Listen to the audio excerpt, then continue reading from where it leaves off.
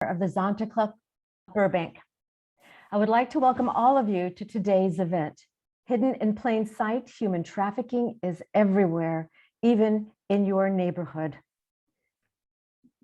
This presentation is being brought to you by the Zonta Clubs of Burbank and Santa Clarita Valley in partnership with several nonprofit organizations and faith communities. I would like to take a moment to thank these partners, in particular, Seroptimus International Glendale, Liz Mazerin, President, and Desiree Portillo-Rabinov, First Vice President of Programs, Burbank Business and Professional Women Diane Reyes, President, National Federation of Business and Professional.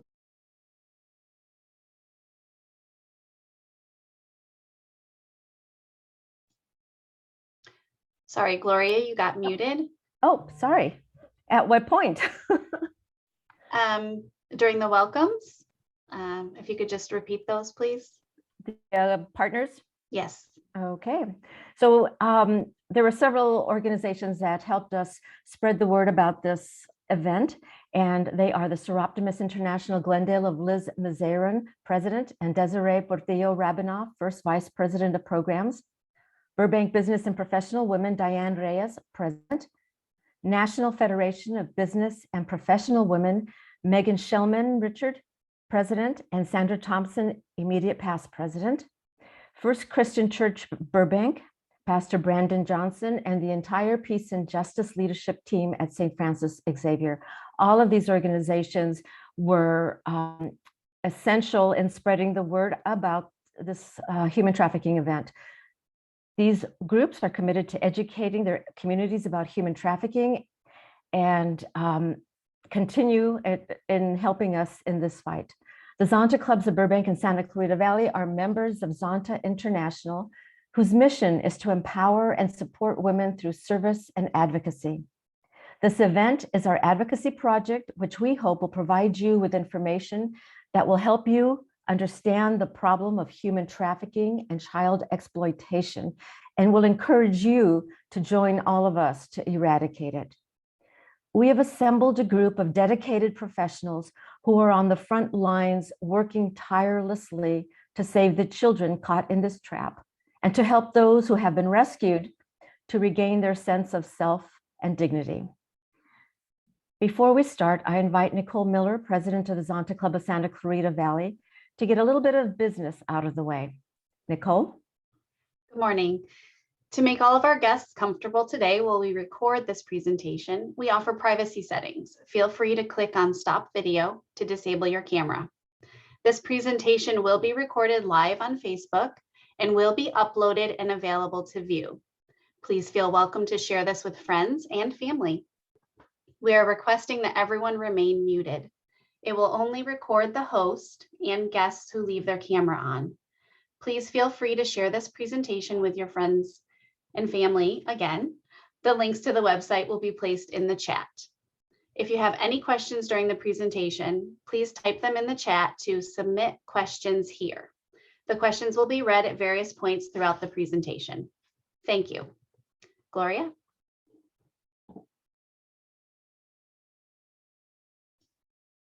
You're muted, Gloria. Sorry. Seems I keep getting muted. Our first speaker this morning is Nick Schultz. Nick has spent his entire professional career in public service, where he has worked to protect the public from various threats.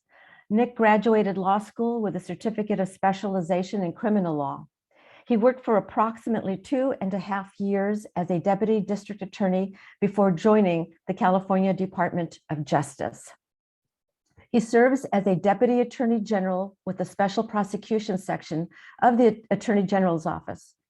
In this role, he works with state and federal law enforcement officials to investigate and prosecute criminal cases primarily related to financial and corporate fraud, officer-involved shootings, public corruption, and human trafficking.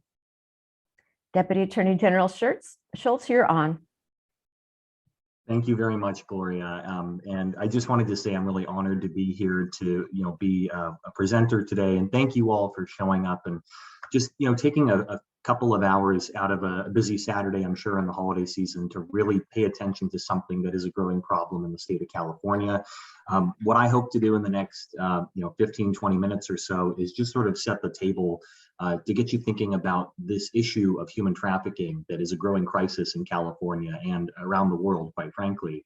And then you're going to hear from other really exceptional presenters that I think are going to give you a lot of wonderful information. So with that, I'm going to go ahead and share my screen here.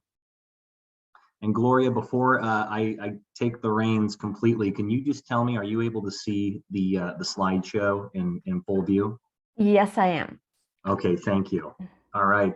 So I'm going to speed through some of these things, but my goal today, like I mentioned, is just to talk a little bit about human trafficking. We're not going to spend much time on this slide, but I like to always point out that while I am here today as a Deputy Attorney General, the views that I express, the things I talk about, I'm speaking in my sole capacity as an individual. I don't claim to speak on behalf of Attorney General Rob Bonta or the California Department of Justice. However, I do hope to share with you my thoughts, my experiences in investigating and prosecuting human trafficking. As Gloria mentioned, let me see here. There we go. Okay, so we're going to skip over some of this. So special prosecution section. I'm just going to spend a really quick moment on this.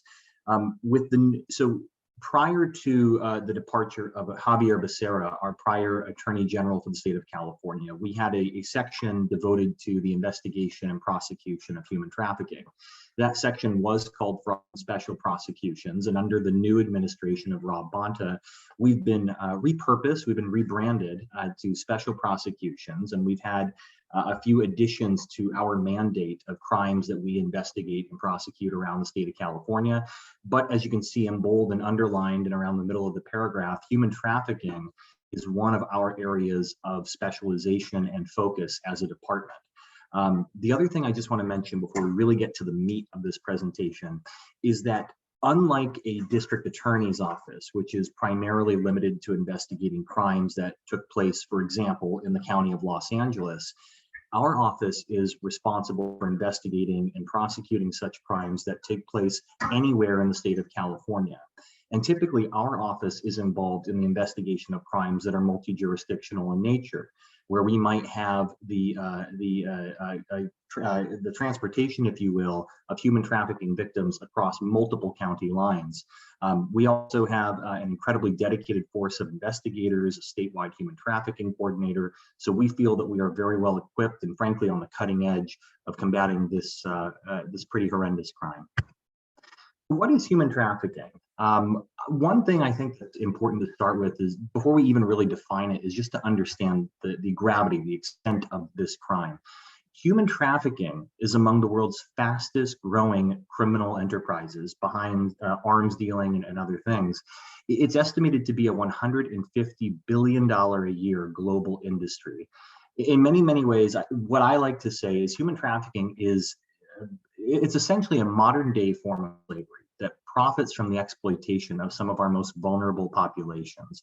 In many cases, children, in many cases, women, statistically speaking, that's where we see a lot of our victim population. But one common misperception about human trafficking is that it requires moving people across borders, whether those be state borders or international borders. In reality, human trafficking involves the control of a person through force or fraud or coercion to exploit them for any number of categories of activity. In many instances, we see people finding themselves in a forced labor situation. Sexual exploitation is also a big one that we see a lot of. In many cases, there can be a blurring of the lines. We might see a victim who's trafficked for one purpose and then it bleeds into another purpose. Another important thing to understand about human trafficking is that it can occur entirely within a single country or within a single county. It can cross borders, but the point is, to the topic of today's presentation, human trafficking is happening right under your nose. And I think part of the goal today is to shed some light on this and also to talk about things that you can look for to identify indicators of human trafficking in your community. So a couple other, There we go again, a little bit of a lag. Oh. Sorry, everybody. The International Labor Organization, and this I have to say was truly a shocking statistic when I found it. The International Labor Organization estimates that there are nearly 25 million human trafficking victims in the world at any given moment in time. Now, we talked about different forms of human trafficking a moment ago. The estimates are that there are approximately 16 million victims of labor exploitation or labor trafficking around the world. There's about 4.8, nearly 5 million victims of sexual exploitation and 4.1 million victims of state-imposed forced labor. Now, another thing I mentioned is when we look at the profile of the individuals that are often trafficked by force or coercion or other means, we often find that they are young girls and women. In fact, young girls and women constitute nearly 60% of forced labor victims and over 99% of sex trafficking victims. And the reason that I bring this up is that that profile informs the strategies that we utilize at the California Department of Justice, not just in investigating and prosecuting these sorts of crimes, but another crucial aspect of our job is to make sure that we have victim services in place to help these folks navigate what is already a stressful and an upending process of participating in a criminal investigation and a criminal prosecution.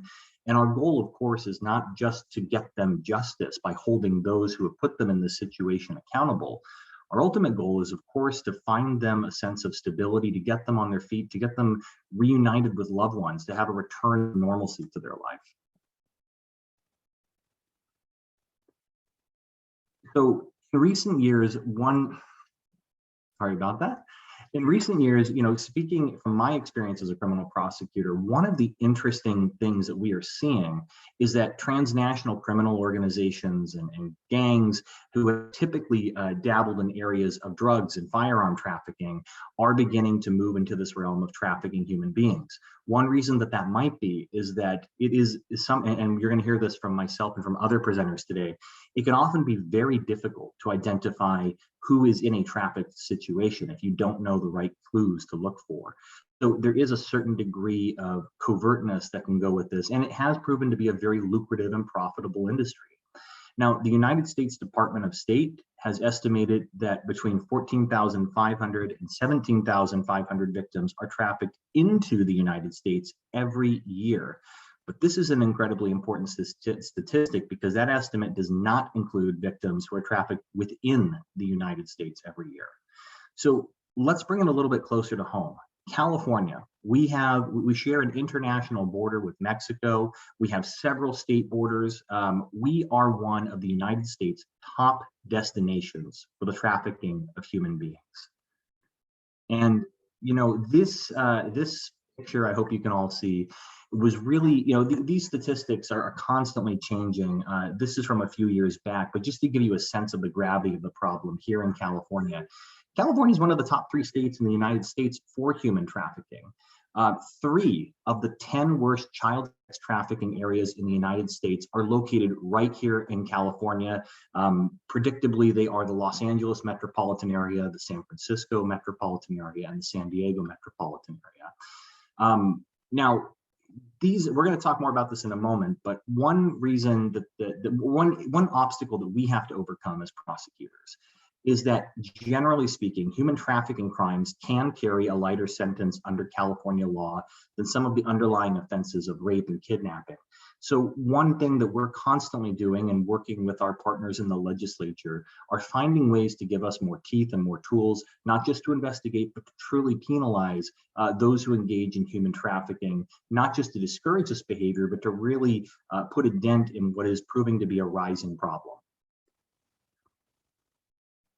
Now, I want to talk just for a minute, and I'm doing a time check here. I promise, Gloria, I'll stay on track. I want to talk a little bit about what the state of California has done and is continuing to do to combat this problem. So, at the end of the presentation, I'm going to show you where you can go and actually read in much more detail than time allows me today to read through some of the things that California has done. But I just want to highlight a couple big ones. So in 2013, the state of California passed Senate Bill 1193. This updated a various provision of the California Civil Code, and essentially it required that specified businesses and other establishments throughout the state are required to post a human trafficking model notice that is promulgated by our office, the Attorney General's office at the California Department of Justice. In a moment, I'll show you an example of that notice. But in a nutshell, the notice has to include certain information related to the support and services that are available to human trafficking victims, and it needs to be posted in a conspicuous place, somewhere that is in full view. The idea is that this information needs to be viewable to a victim, to someone who is noticing concerning behavior. It needs to be posted so that people can quickly access that information, alert law enforcement, and get some intervention in a situation.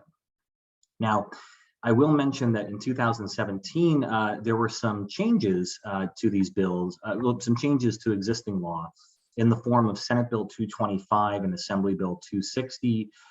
Essentially, these bills required that the model notice we were just talking about include a number where victims can text for help, understanding that not everyone's going to be in a situation where they can safely pick up the phone and make a phone call.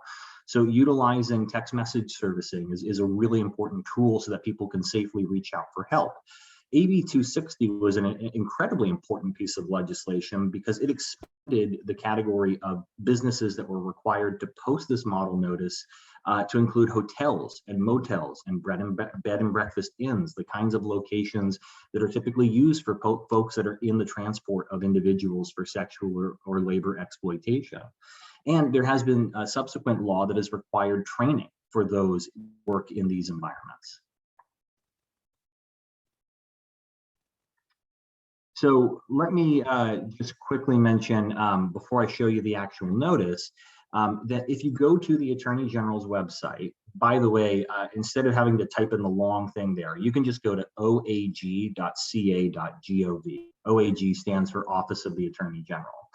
But if you look there, there are specific posting mandates and language requirements throughout the state of California.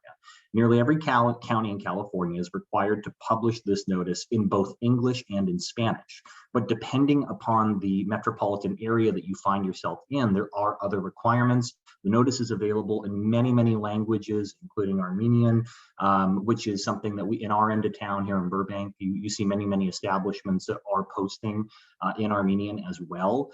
And it's important to note that the law provides penalties for those who fail to post these required mandates. And so if you go to these links, you can look at a list of the counties that are available and the requirements that apply to each county. But let me show you the notice. So, sorry, the computer's acting up a little bit today. So as you can see, this is a pretty standard notice that is available in both the English and Spanish language. You can see that it's designed to draw attention not only to the import of the message, which is to stop trafficking. There is that text number that we were talking about that's readily available.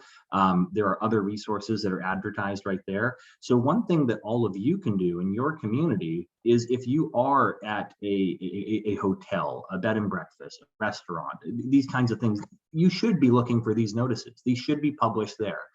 If they're not, I know, at least speaking for the Zonta Club of the Burbank area, Gloria's been a long time advocate and has made these notices available, I think printed them herself. I think one of the best things that you can all do is make sure that businesses are aware of this requirement, which they really ought to be, and that they're adhering to it, because that really is the first step. You know, knowledge is power, and getting people to know about this resource is awfully crucial. So a couple other quick legislative tools. California has been incredibly busy over the last few years trying to strengthen our response to human trafficking. In 2018, Assembly Bill 2034 was passed, which increased access to human trafficking resources for local agencies and for school districts, and to an extent allowed for the reimbursement of certain costs that were mandated by the model notice posting requirement. What we've seen is the state really stepping up and taking a leadership role and asking local governments to play a larger part in not just educating, but allocating resources to detect and to combat human trafficking.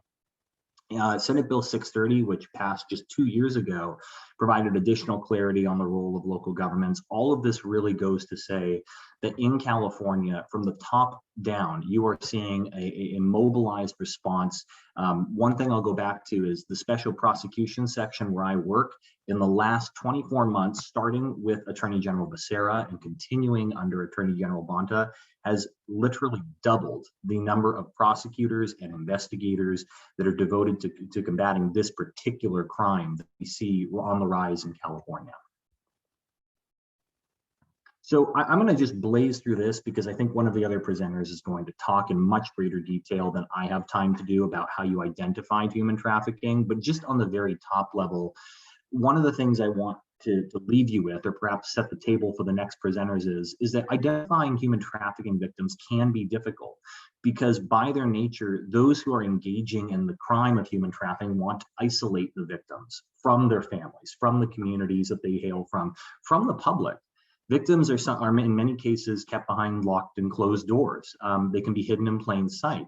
In many instances, those who are committing the crime of human trafficking want to create the facade that the victim is all right, that they're working a seemingly legal job at a hotel or a restaurant.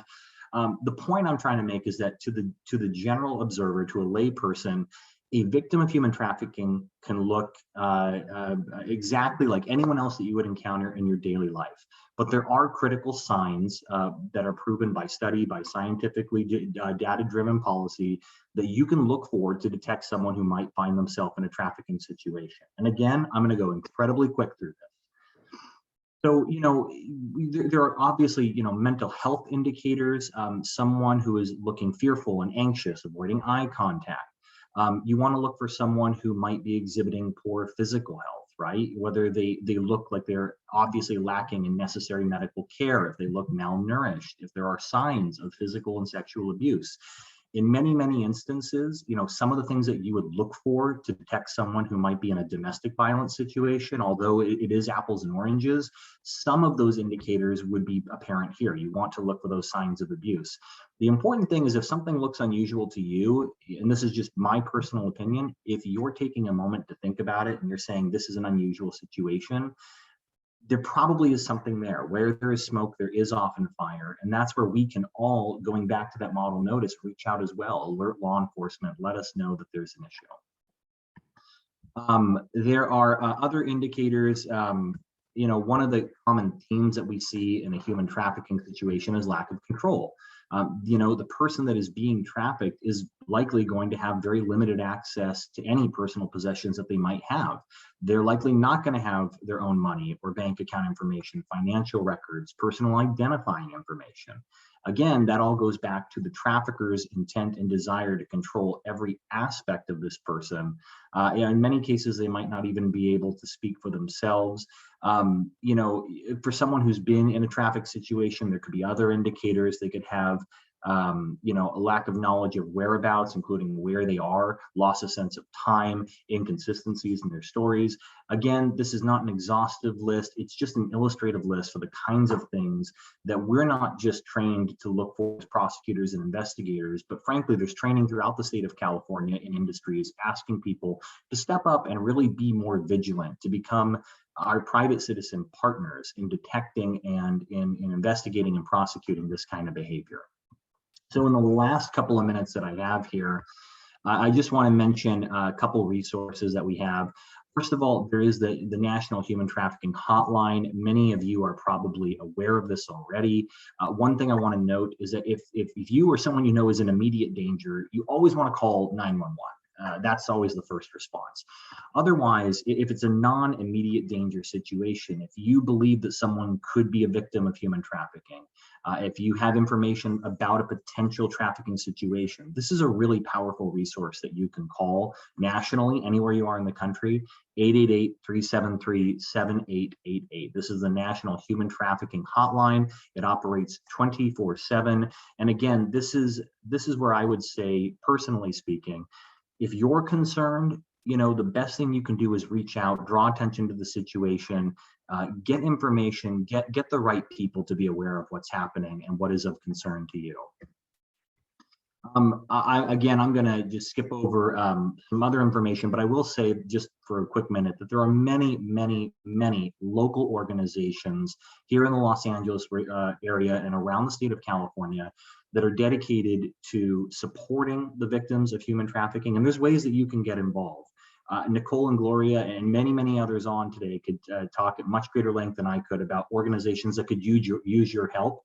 So if that's another way that you feel that you can dedicate your time, please do. You know, we as a law enforcement agency do our very, very best to provide critical services to victims. But at the end of the day, there's no substitute for that sense of community that many of them don't have right now, even as they're reintegrating back into regular life. So if you find it in your hearts, if you're able to provide them assistance, please do connect with one of several amazing organizations that we have and do that.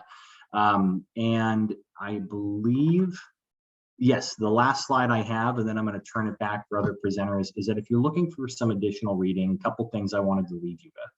So I mentioned the Attorney General's website, the first link there. If you even just Google California Department of Justice Human Trafficking, you will find the department's webpage, which includes many of the facts and details that I went over today, but you'll actually find an exhaustive list of all of the recent legislation that has been passed in the state of California to address the issue of human trafficking. You can read into it into as much detail as you would like. Another thing that I would suggest for those of you who are California residents, and even for those of you who are joining us today from other parts of the country, you as a private citizen have incredible power.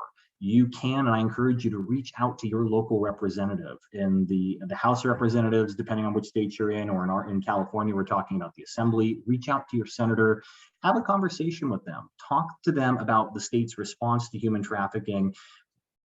Feel free to bring this list with you and talk about whether some of the things that California is doing can work in your community as well. But good ideas can come from anywhere, and it's very, very important that all of you use the best tool that you have, and that is advocate for your community and put a little pressure on your elected officials to do more, because we really all need to be doing more than we have. Two other very quick points. If you want to look at the Los Angeles Impact Report for 2019 from CAST, I've included a link there. I will send these links to Gloria, and she can feel free to send them out so you don't have to write it down and type it out. And the last thing I would mention is take a look at Alameda County Heat Watch. This is a really innovative program that's been spearheaded in part by the district attorney's office up there. It's, in my view, a model example of the kind of response that we'd like to see from local law enforcement partners. So with that, I just wanted to say thank you very much, everybody. I'll stop sharing my screen here. Again, I'm really honored to have been just the first cart on the train of presenters that you're going to have today. But again, thank you so much for your time, and I'll be sticking around listening to all the other presentations like you. And if there's questions at the end, I'll do my best to answer them. Thank you, everybody. Thank you very much, Nick. I think you've given us a lot of food for thought and for action. One of the things that you mentioned about law enforcement, and speaking with many of the speakers on today's panel, law enforcement is stretched thin. So you all rely on the eyes and ears of the community. So once we are educated as to how we can recognize some of the signs, then we in turn can cooperate with law enforcement. And I think now we're going to go to restaurants or hotels, and we're going to be looking for some of those human trafficking posters. There are nonprofits who do work in poster compliance, but due to the pandemic, much of that has been suspended. So hopefully we'll be restarting again. Thank you again, Nick.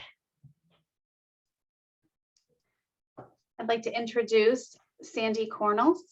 Sandy is a special agent with the Homeland Security Investigations, known as HSI. HSI has a broad legal authority to conduct federal criminal investigations into a broad array of transnational crimes, including child exploitation, human smuggling, human trafficking, and human rights violations. Homeland Security Investigations is a directorate of the U.S. Immigration and Customs Enforcement, ICE. Special Agent Cornels, the stage is yours. Thank you for the introduction. Actually, that made some of my slides go by. So let me see if I can share my screen.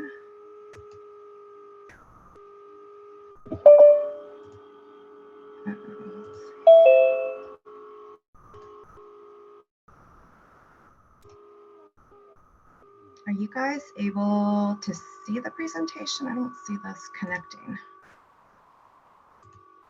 We do not There we see go. it yet. Now we see it. Thank you. Okay, great. Okay, so thank you for the introduction, and I appreciate everyone taking their time out of, like Nick said, a very busy holiday season, I'm sure, on a Saturday. My presentation goes usually pretty long, so I'm going to zip through it and try to highlight certain points. Please feel free to ask questions because I do appreciate that. I try to make this as informed to each person's situation, and hopefully you'll find this information useful. Like Nicole said, this is what HSI is, so I'm not going to belabor the agency and the definition, but overall our agency covers not just the US, but foreign countries as well. We have attaché offices all over the world, and we work with them collectively. And these are some of the things we do investigate. Specifically, my area that I work in is child exploitation and child pornography. And so that's what I will be discussing today. So internet computer crimes. Nick covered child exploitation beautifully, so I am also not going to belabor this. And just to make sure everyone, are the slides going? Because I can't see the Zoom portion anymore. I'll only see my PowerPoint. Yes. Okay, They're great. Right. So basically child exploitation, like Nick said, covers a bunch of different aspects like profit labor. We're covering sexual exploitation and specifically minors.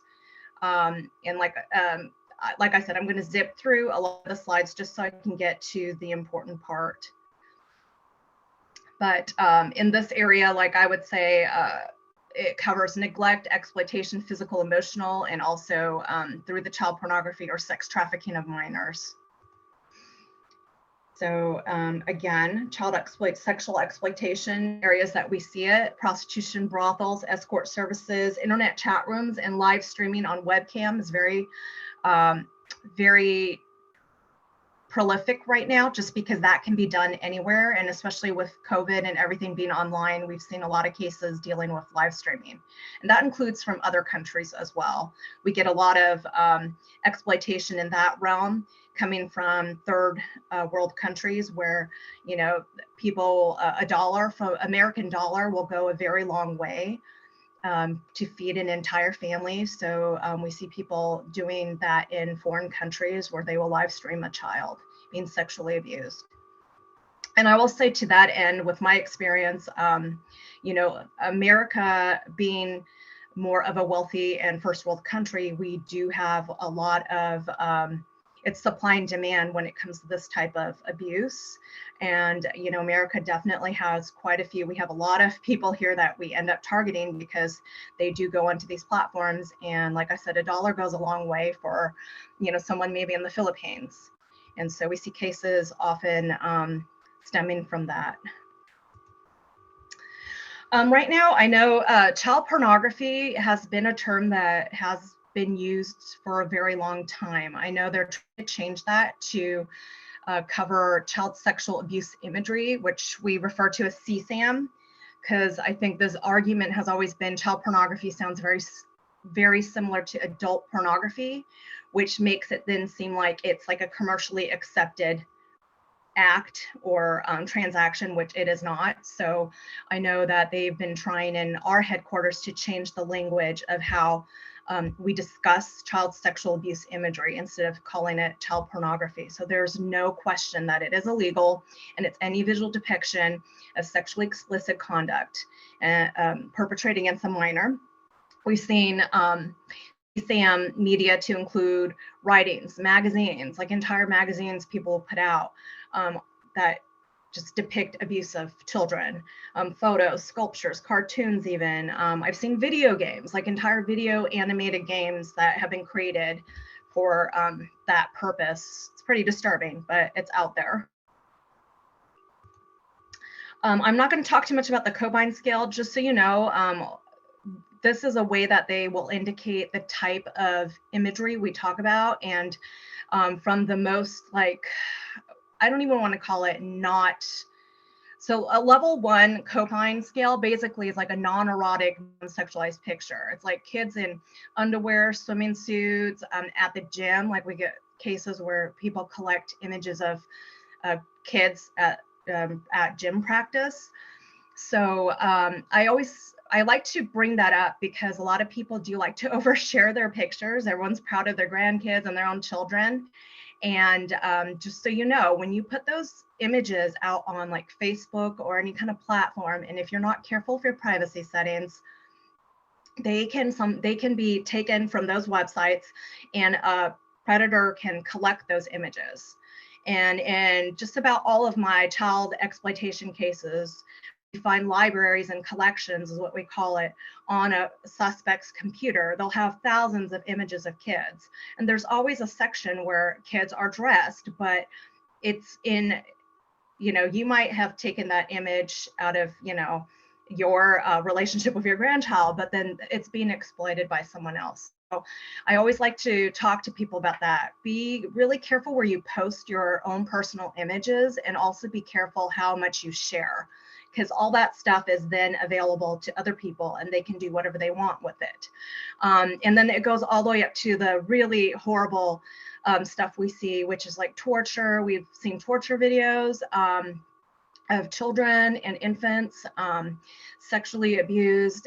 It really goes the entire scope of child exploitation.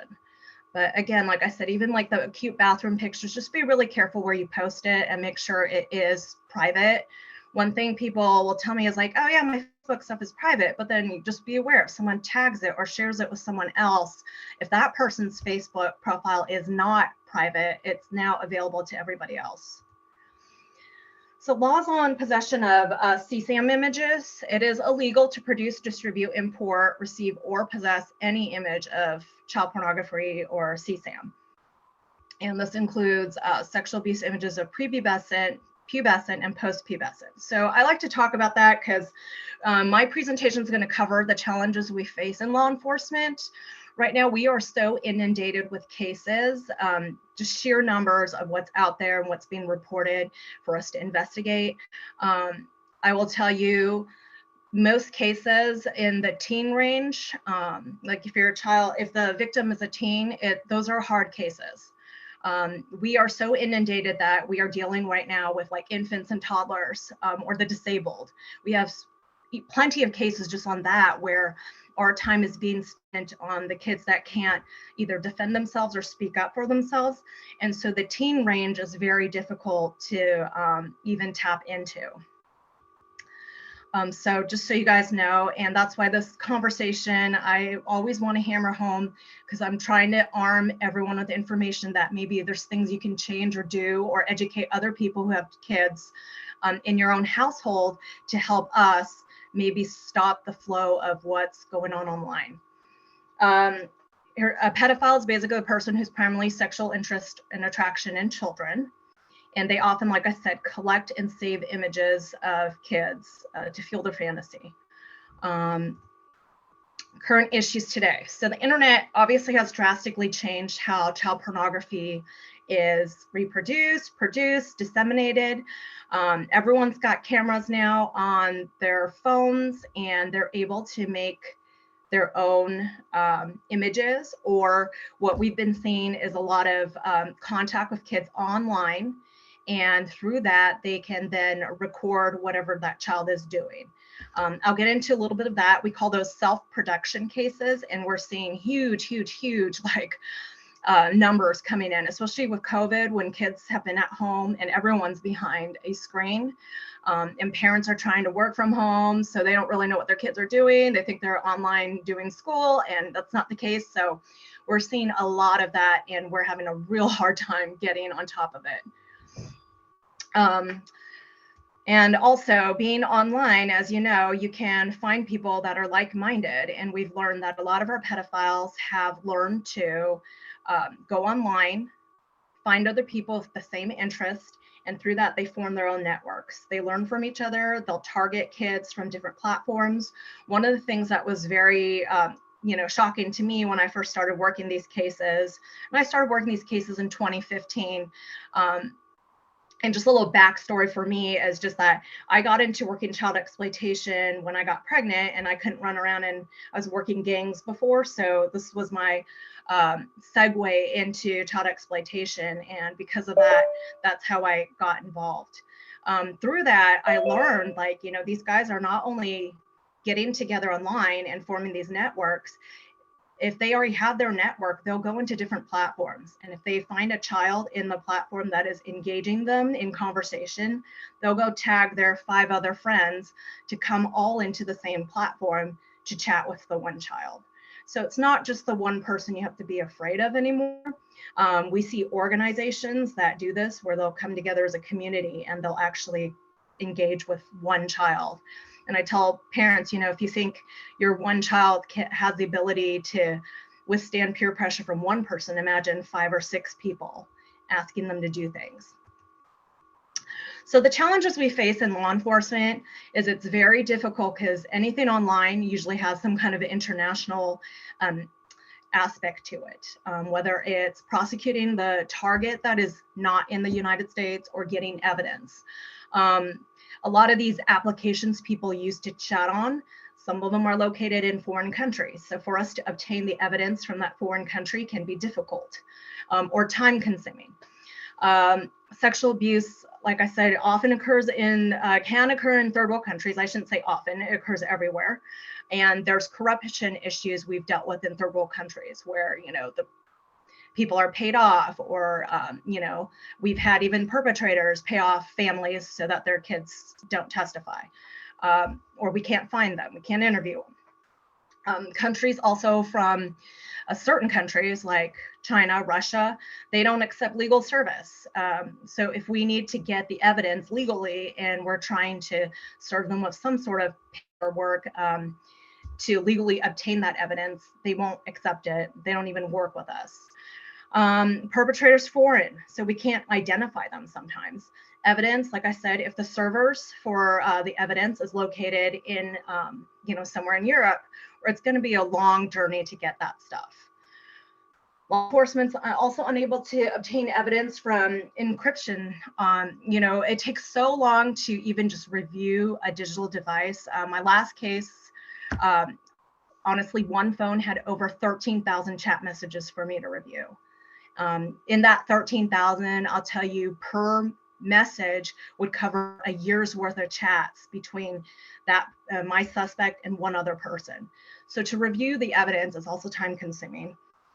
And in all honesty, law enforcement, with our budget issues, staffing issues, and the tech constantly changing, it's really hard for us to keep up. So these are all the challenges we do face in terms of working these types of violations. The thing I would like to talk a little bit about is online grooming. These are just some stats so you can see 1 in 7 kids regularly log on. They say they get unwanted sexual solicitation online. So defined, it's basically when a predator initiates and cultivates a relationship with a child over the internet. And so these are some of the examples that we see when they do that, taking sexual photos. And mind you, when predators reach out to kids, oftentimes, they can pretend to be whoever they want. So they're not going to present themselves as like some 55-year-old man. Oftentimes they'll try to find ways to engage your child by pretending to be their friend, the same gender, same age, or a boy of around the same age. So they're pretty manipulative, and they do this all day. So, and if you just imagine how many kids are online, it's just kind of ripe for, them to kind of pick and choose and continue to engage children. So types of grooming that we see. Complimentary is just like the flattery, appealing to the victim. Mentor, giving them like trust, if they have trust problems, and giving them like advice. And experience mirroring. We see all 3 of these.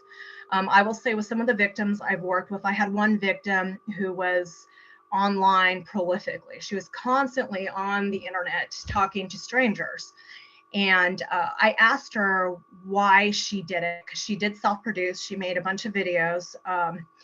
And I asked her, what, like, did she get gifts? What was the main reason for it? And she actually said it was the thumbs up like. You can Google that online if you are not familiar with it, but the person that developed Facebook and the likes has come out to talk about how they knew that that was super addictive. It really feeds like the endorphins and, you know, the positive part of people's brains when they get likes, that they knew that, you know, I mean, it's part of the whole psychosis of the internet and social media. And so the kids that's what they're doing, whether they know it or not, but, you know, they'll do things online for absolutely no money. Process of online grooming. So targeting a child. So I'm going to go through the steps of online grooming, because I do find that this is important, especially if you know anyone who has children, or if you have grandkids. These are things that happen online, and I would say they probably happen with or without you knowing it. Any child who's online on the internet and is on any application that has any kind of chat platform is engaging in conversation. I mean, even some of the cases I have, I'll tell you, it doesn't cross any socioeconomics. We've had victims that come from all backgrounds, and it's just the fact that the internet is out there and everyone has access to it. So when they target a child, predators target vulnerable children, those that are either emotional or less parental oversight. So again, like I said, it doesn't have to do with socioeconomics in terms of vulnerability. It's just, we've had cases where you have 3 kids and it's the middle child who isn't getting enough attention, so she's seeking it online. Simple as that. Predators, they'll initiate usually from a public chat app. So they're not going to be able to contact a kid directly without having some general area for them to meet at. So they try to go to places where, you know, kids hang out. That could be from like games, video gaming sites, you know, and they pretend, like I said, to be younger or of another gender just to kind of appeal to the kids. Again, bottom part says like 4 main they communicate with people is like forums, chat rooms, webcams, those type of things. I will highly advise anyone who has kids, definitely, if you have devices in your house, leave them in a community like area in your household. No child should have access to their devices, especially with a camera in their rooms. I would highly recommend that. We've had cases where we have predators that are able to tap into the video camera on the laptop or the desktop computer in a child's room, and they're able to watch kids from there. I mean, it's just, the predators are pretty clever, and they find ways of accessing kids however they can. So engaging. Predators often will fill some sort of need, like I said, emotional needs, attention is always a big one. I find they pay them compliments, listen to them, buy them gifts. So what I like to say about that is, gone are the days of a physical gift. I tell parents, don't look for the physical gift. I mean, some people do. We've had cases where predators did send a physical gift, but we've had cases where I think it's that game called Fortnite. We've had cases on that video gaming platform where the predator is gifting out the skins. I guess the skins are things you work for in the game, different armor and weapons. And so we've had predators gift those things. Or I've had a victim who was paid with PayPal. So her mom had no idea that there was, you know, she was actually given money, but it was all, you know, through the PayPal system. So like I said, it's not always a physical thing, but we've had blatant ones where, you know, predators sent a pizza to a victim's house. So things like that, just be aware that if they're getting certain things, or, you know, have the conversation and ask about it and pay attention, because like I said, the gifts may not be physical. So red flags, chatting privately, wanting to meet, asking the personal questions like where they hang out, what do you like to do with your friends? These are things, you know, we always tell people like don't overshare your personal information online, but this kind of stems from that as well. but that's how they try to, obviously engage a child. Boundary testing. So at this point, the predator is trying to form the deeper relationship. They want to see how much are the parents paying attention, and are you going to question what your child is telling you if something comes out. Victims tend to be very secretive about their online activities. Again, like I said, I don't think it's a good idea to leave phones with kids, especially in the evening. Nothing good happens after 11 p.m. Yeah, usually kids, like the teens, we see them, they'll stay up all night. I mean, I don't know how they do it, but they do. They stay up all night chatting and texting. And like I said, they'll talk to a lot of strangers in one night. Isolating. Predator meets up with the child in real time. So what I tell people is, like, for grooming, it doesn't all go down every single step. We've had child exploitation cases where the predator never met the child, but is getting the child to produce all kinds of sexual content online. So these days, I feel like there are this percentage of cases where your predators are going to contact and sexually abuse physically a child. But there is also a high percentage of predators that just talk to kids and get them to produce all kinds of sexual content for them online. And that is a huge, huge problem that we see right now. Like, we're not even able to stay on top of those leads that come in. This is another big one I want to talk about, sexualizing. So predators will have to discuss sex at some point with the child, because if anyone is a parent, I'm sure you understand, like, kids don't know how to just be sexual. They don't know how to just like start behaving like that. And they have to be shown or introduced to it in some way. And so oftentimes it's through the introduction of adult pornography. The predators know that by desensitizing them to the sexual content, this will also normalize the behavior. And then the next step is then, having the child do it. This is a huge problem too, just in our society, I would argue, and this is just my personal opinion. I'm a parent, and I find that a lot of the media content we have, and even the internet, is just like leaning and highly sexualizing kids in ways that, that I find not great for our children growing up right now. But just be aware of that. And just know that if you're going to have your kids online, it may not be the show you're showing them, or if they're on some app playing a game, the game may seem fine. And especially if it's free, I always tell people nothing's free. So if any kind of application, a show like YouTube, you're showing something on YouTube and it's free, I would really caution it's the ads coming through there. So, and whether it's just sexual too, even violent ads for, commercials for something or another game.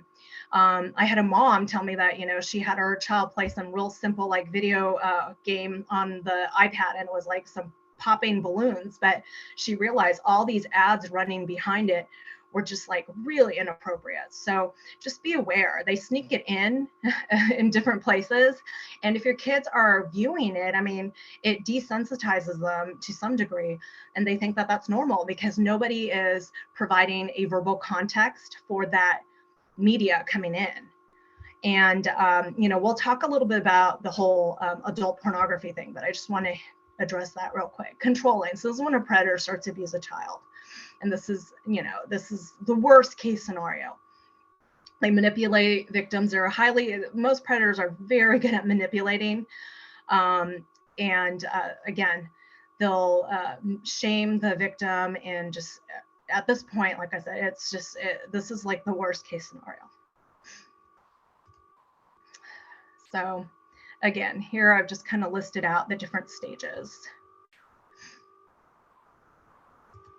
Okay, spotting the signs. I'm just going to zip through here. Like I said, bringing presents, gifts, that's a big one. The change in behavior, sexual change in kids' behavior, that's a big flag. And then being isolated or no longer like seeming very social with their own friends at school. Like I said, set rules. remind kids do not share their information. Most of my victims, who are all children, have overly shared everything about them. One of my victims right now, she's had to move and change schools more than once. And, you know, it just continues to plague her wherever she goes. So it is just, you know, it's unfortunate because, you know, as you know, if the image is or video is online, you really have no control over where it goes. And it can continue to be disseminated and reappear in other ways. And, you know, these victims end up, you know, having to cope with that. And it's very unfortunate. Big one is like, if your child has any kind of profile online, have them not use their actual names or personal identifiers. We see this all the time, you know, like Jennifer Smith at yahoo.com, or they'll put their like Jersey number on there. It doesn't take much for these, or their, you know, birth date, year. These guys are pretty good at finding people. So those are all things you probably don't want in your kids' names. All right. Like I said, have the conversation early. I mean, I have a toddler and we talk about it, but I'm hypersensitive to this topic because I see it all the time and deal with kids all the time that are on the other end. And so I think it's super important, like set limits on how much time kids are spending online. My personal opinion, I just don't think it's healthy for kids to be behind a screen, and it's not serving for them, like not just socially, but in their own development as a little human being into an adult, teaching them how to behave appropriately. And that's not just like with sexual content. I mean, I just see these days, it's like teens, like I see what they're doing at school to each other, and just, you know, the ability to hide behind screens and say things that are just completely mean. It's terrible. You know, I mean, I'm sure everyone knows and hears of cyberbullying. It runs a gamut. I think with technology, it's definitely brought in a different, I think our kids are the jury's out, I think. But I think ultimately all this online and tech is not going to be serving for this generation. That's just my opinion. And again, like I said, if you're going to have kids on social media, make sure you have access to their accounts. You can monitor them, see who they're interacting with, make sure they're only friending real people. Turn off the location services on the settings. Like I said, a lot of social networking sites actually have minimum ages for use and recommendations, but oftentimes parents are just allowing their kids to be on those sites. So just be aware. All right, let's talk about the tech companies. You know, especially since we're in California and we have Silicon Valley here, I think it's very important to talk about them because they play such a significant role in these cases. So the challenges we have with them is that they are legally required to report images of child abuse when they discover it. But I'll tell you, the tech companies cannot keep up. Like Facebook, Instagram, Snapchat, all of these companies cannot keep up with the amount of child sexual abuse materials that are circulating on their platforms, that they don't even want to open the door. So the caveat is only when they see it, they report it.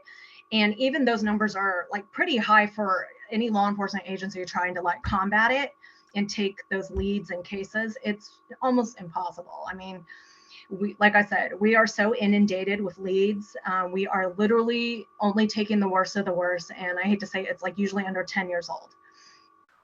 So that's one thing. Second is that these tech companies, if I want to pick up the phone and call someone to talk to them directly about one of my investigations, it's impossible.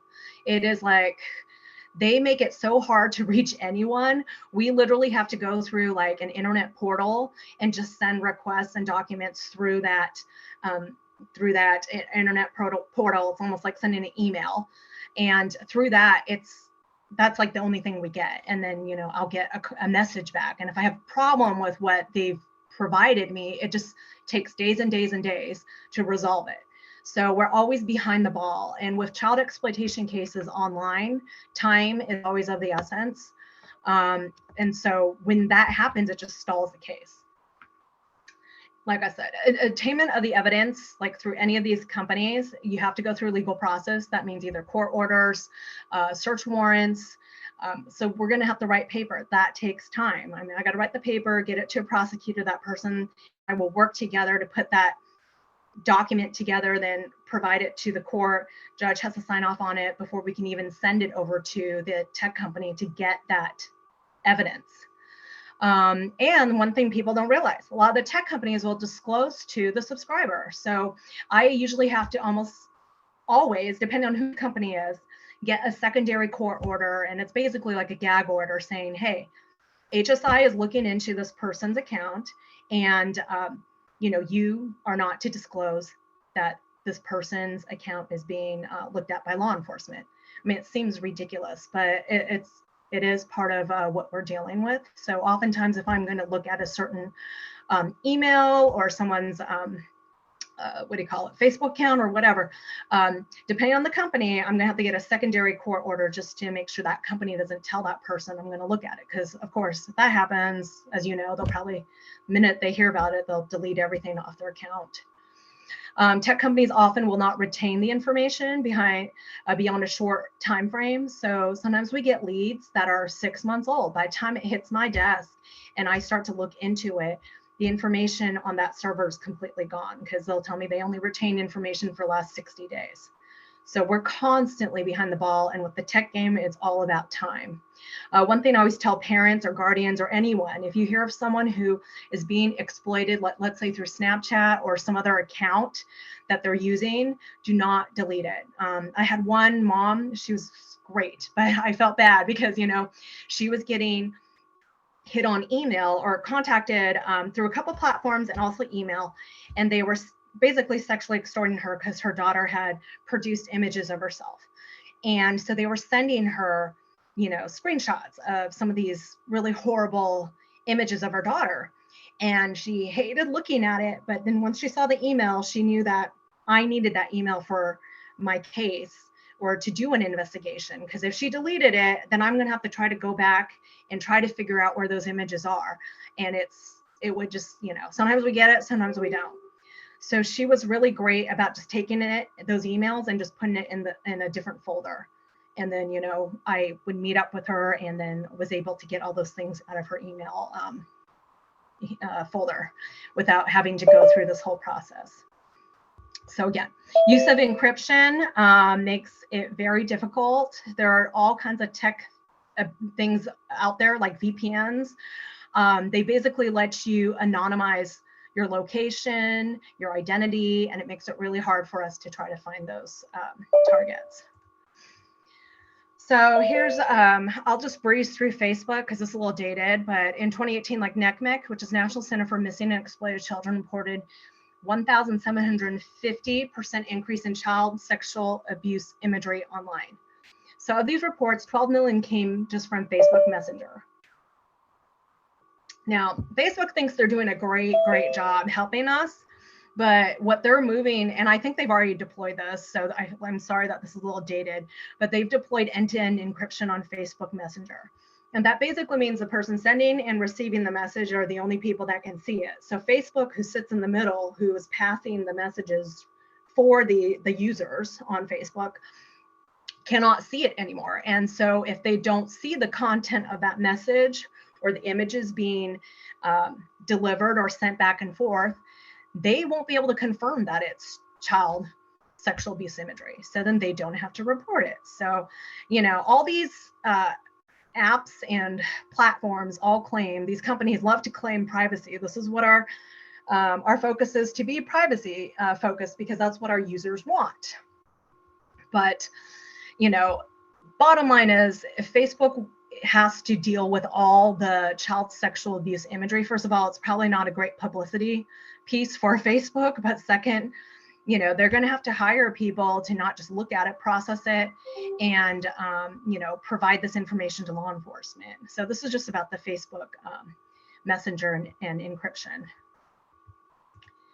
So I'm going to talk about National Center for Missing and Exploited Children, NCMEC, nonprofit, began in 1984, and basically they're a clearinghouse for tech companies to report child imagery to. So Facebook sees child sexual imagery being transmitted on someone's account, they report that to NCMEC.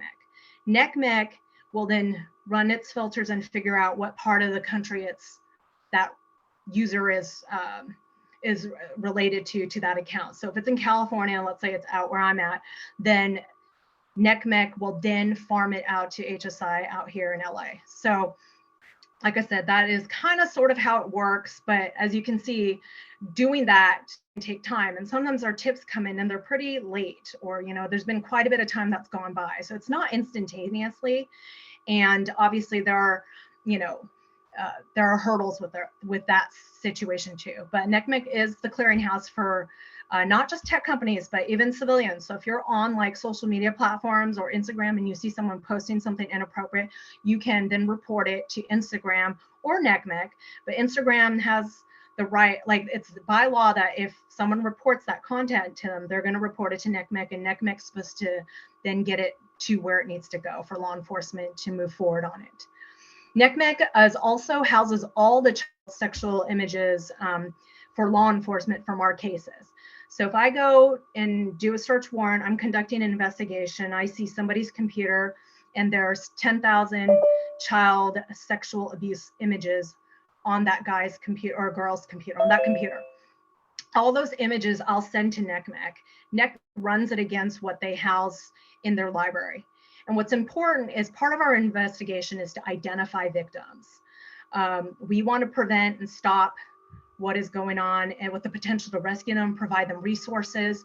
But also the other part of that is that if any of those children have already been identified, those are things we use to prosecute our case further. So it's kind of a twofold, but yeah, they house all of the images. So online enticement, this is the self-production aspect.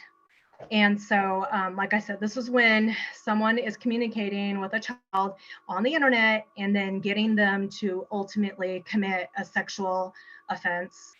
I mean, it can become like an abduction, but more often right now, what we're seeing is just kids explicitly doing things on these platforms. Like you can see Snapchat, Kik, Discord, all of these apps where they have chatting capability with strangers is where we're seeing a lot of this, and it is, like I said, we call them self-produced images. We see a ton of this, and predominantly there's a huge segment of teenagers that are doing this because it starts with the selfies and then the nude pictures, all that, and then eventually from there it can go to what we're seeing and is shocking is kids as young as, one of my youngest victims I think when she was doing this, she was 8. They will get them to do some kind of sexual act, whether with another friend or taking foreign objects and inserting them in places. I mean, kids are doing this. It is absolutely crazy to think that, but it is happening. 10-minute warning. It's happening at home. Sorry. 10 minutes? Yes, 10 minutes. Thank you. Okay. Thank you. I will breeze through this. Okay, so like I said, they found ways to reach kids because it's been so easy to do it through these apps and gaming systems. Like I said, kids are online all the time. And if you don't know what your kids are doing, you would probably be shocked to see what's on their phone. I mean, it's like TikTok is one. If you go on that site, it's just, like I said, predators are, I think they're probably thinking the internet was probably one of the best things invented. So being a parent today, I want to leave people with like resources because I get asked a lot. And I also like to hear from people in the community, like what are you doing at home, or if there's different resources and things that you're using that you find useful, try to compile it all together for everyone. So if anybody has anything, I'm happy to chit chat with anybody after the presentation. Okay, so American Academy of Pediatrics in 2016 finally came out with screen time recommendations, finally. They didn't have any before, but now they do, and you can go on their website and see what the recommendations are. So the techs, like food for thought, did anyone know that most of the tech people who invented this technology don't let their kids use the technology they developed? So Steve Jobs was famous in an interview for accidentally saying that his kid had never used an iPad. Like if you Google this, there's a lot of articles on this, and you'll see how a lot of the tech folks that invented this stuff don't let their kids use technology. It's pretty interesting. Just food for thought. And, like with schools, a lot of them are given tax breaks to use or to have their, students use, like the Microsoft Chromebooks, Apple. And so like these tech giants aren't dumb. They know that as young users, they will probably create lifelong users of their products. So, and they're addictive. So that's just kind of what they do. Sexual imagery exposure for kids. So the average child is exposed to adult pornography at the age of 11. And I would even argue that it might be even younger at this point. And that was a stat I got, I think, 2 years ago. I tell people, just think about adult pornography in the sense of like what it was probably pre-internet. And so I put this picture up in the right corner, which is basically the Hustler magazine wrapped in plastic with the black plastic covering the parts, right?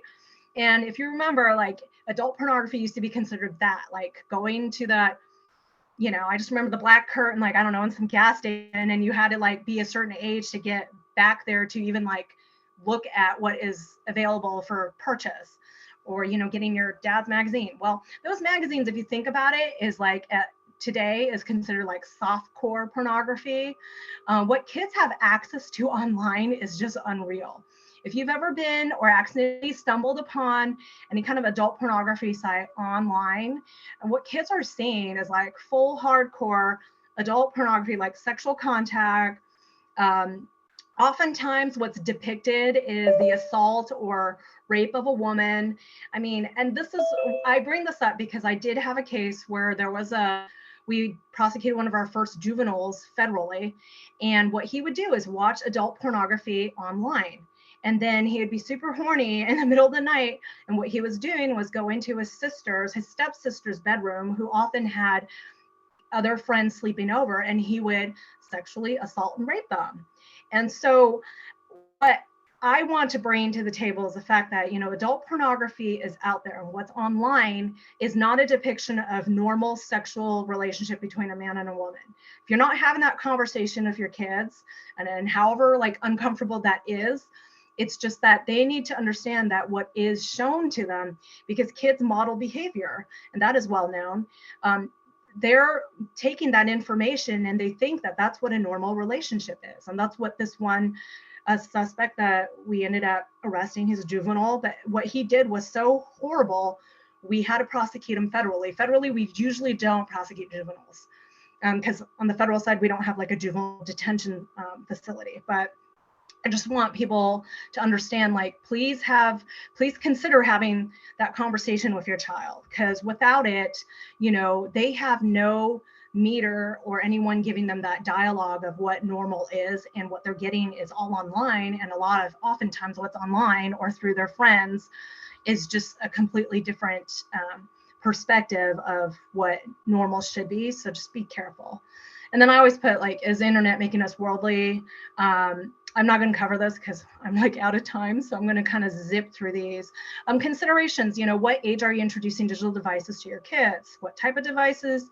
How much access are they going to have? Like I said, social media, just things to consider. And then I'll just breeze through these stats, resources. So NCMEC, again, they have a reporting tip line, a website. You can go on there. There's lots of information. So please do go on there. They have a program called NetSmarts. It gives you different ways and different materials to talk to kids about online activities. NetSmarts was developed for educators, but you can just create an account, and I believe you can still access the information. This is what it kind of looks like. So top left shows you like presentation for grades K through 2. So you kind of know what is age appropriate. These are ones that I recommend. So Enough is Enough is an organization. Again, I don't endorse anything because I can't. Obviously, I work for HSI, but these are things I've gone to for myself because, again, I'm a parent and I get it. Tech is going to be here to stay, and it's going to be an uphill battle to try to stay on top of things. So if there are things that you have questions about or you want to do more research about, Enough is Enough. I think it's enough.org, but if you look up Enough is Enough, they have a lot of information. I took a snippet. This is acronyms parents should know about on the left. So this is just a snippet of what they had on that page. But they also include different tech too. Like if you want to know, like if your phone is through Verizon Wireless and it's an iPhone, you can go in there and they'll show you how to set up certain settings, security settings, or deactivate certain things. So if you're not tech savvy, they have an entire resource section for that. They also have, like I said, they'll talk about pornography, video games, things like that. You can go into different categories and they'll have all kinds of articles about it. Commonsense.org, if you haven't been on it, I also recommend this one. They were free. My understanding is now you might have to pay for inquiries. I really like that website because they break down all the different media, magazines, books, video games, apps. You can click on them, and what you do is you look up, let's say, Finding Nemo. You want to know age appropriateness. So they'll tell you at what age the content is appropriate for to be shown to a child. They have reviews from parents and also kids that talk about what they thought the appropriate age is, which is always actually interesting to read. They'll also rate it on educational, like how much education is in it, if there's violence, if there's drug use, if there's foul language.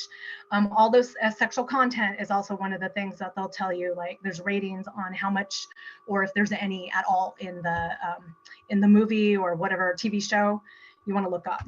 I find that one really good.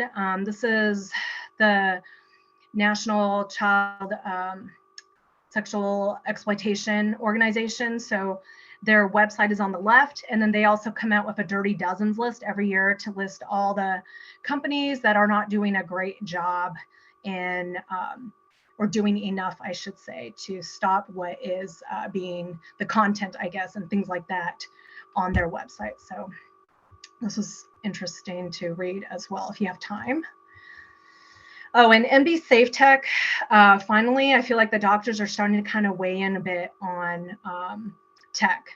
They have the latest information usually on just like the medical aspect and mental health stuff that talk about just technology and how it's affecting our health. And one of the things I thought was interesting is there was this bill that was passed in California that basically gave the schools authority to eliminate cell phones on campus, like personal cell phones. And so it's interesting that it was passed because I don't think it got a lot of press. Like people were really surprised that this was out there, because oftentimes, like when I've worked with some schools, you know, nobody really wants to weigh in on it because, you know, a lot of schools are using technology on their campus. So, but then they have the huge problem of kids either defeating the security settings and going to sites they're not supposed to, or using personal devices when they're not supposed to on campus. And no one wants to be like real strict about it, but there is this rule out there, the Senate bill that was passed, that says that schools are able to enforce whatever rules they want if they do want to ban it off of the school property. So again, like Nick said, I feel like this is a community issue. It's going to take the community to change things. And hopefully with tools and information, you know, we can arm you with what you need to go out, talk to the school districts, talk to, you know, wherever you need to, wherever we can, you know, hopefully make some changes. This is one that was given to me actually by another parent, and I've actually put it out there and I've heard good things about it, like other families using this. It's called the Gab Wireless. It's a phone that looks like an iPhone because, you know, most of our kids start to ask they want an iPhone. And, you know, in all honesty, it's more of a status symbol to have one. But Gab Wireless has come out with a phone that looks like an iPhone. It has all these apps you see on the right side, but you can't put social media on it. There's no internet, no games. They can chat with people, they can make phone calls, all the things, you know, most parents tell me, oh, well, I just need to know where they are. Well, they don't need a smartphone for that. This would completely fit the bill. So it's an option. I had one family, she had issues with her teen. She was worried that her other 4 kids were going to fall into the same issues of online, you know, exposure. So she said she switched her entire family to the Gab wireless. It's cheaper too. I think she said she's saving like $300 a month, and she's had no issues thus far. I mean, besides the kids being not happy about it.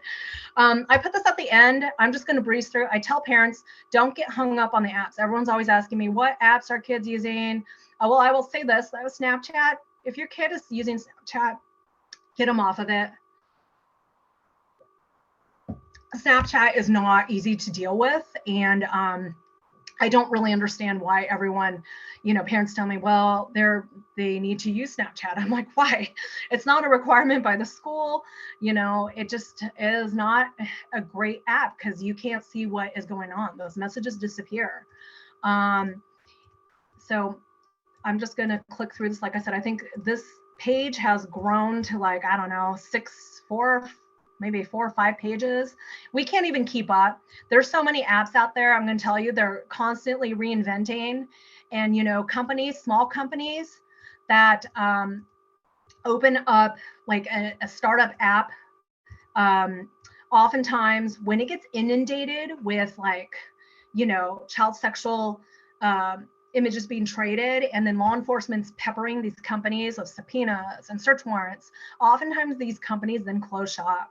And then someone will start up another thing that's the latest thing. So like I tell parents, I mean, the biggest thing is like any kind of app that allows you to chat, which is what most of them do, is just, it's, you know, you're rolling the dice on whether your kid knows enough about not talking to strangers or what to do if and when someone asks them for nude pictures or sends them some really disturbing images, videos. You know, it is what it is. I think it's just the online realm at this point. So just arm your kids with the information so they know what to do. But like I said, I'm sure there's like lots of these where people are scratching their head like, I've never heard of that. I'm like, trust me, I'm the same way. I look at these apps and I'm just like, you know, like I said, I've had multiple cases. I've been working since 2015. And there's only like some of the big ones I've had repeats on, but oftentimes I'll get cases where I'm like, oh, I have no idea what that is. And then I'm trying to figure out what the app is and learn all about it at the time. Because like I said, it just changes so fast. So thank you, everyone. Hopefully I breezed through everything, but you guys got something informative out of this. And there's my phone number and email. If you guys have any questions, any comments, I'd love to get feedback. And also, you know, if something you're doing at home is working or you've heard of something, please let me know. I do these outreaches not to just inform people, but I also like to hear what's going on because I learn from you guys, like what is relevant and going on in the community today. And it helps me better prepare or understand what we're up against. I'm gonna stop sharing. We did have a contribution that Twitch and TikTok are apps that are very big right now. Yes. And we also had a question. Do you do versions of this presentation for middle and high schoolers? So I've been asked that, and I have done teens.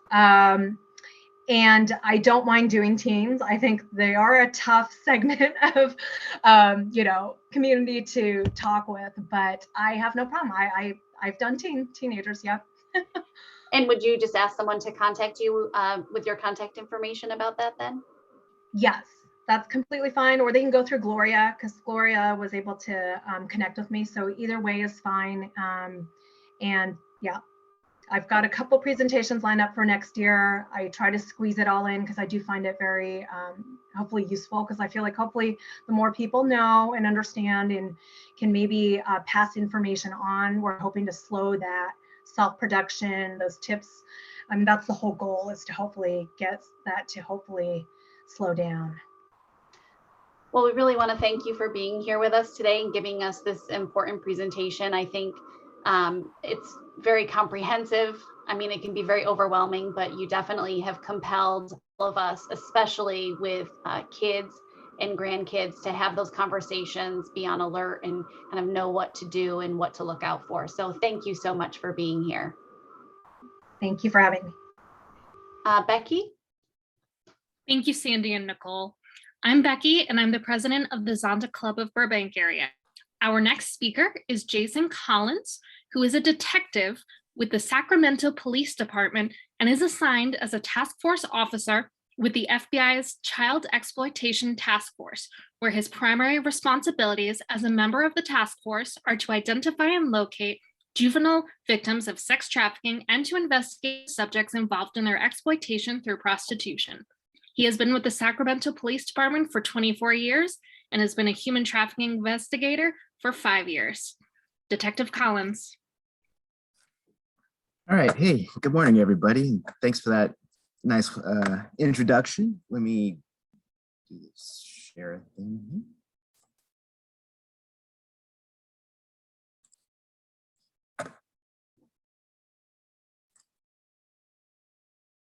All right, is that working? Yes. All right.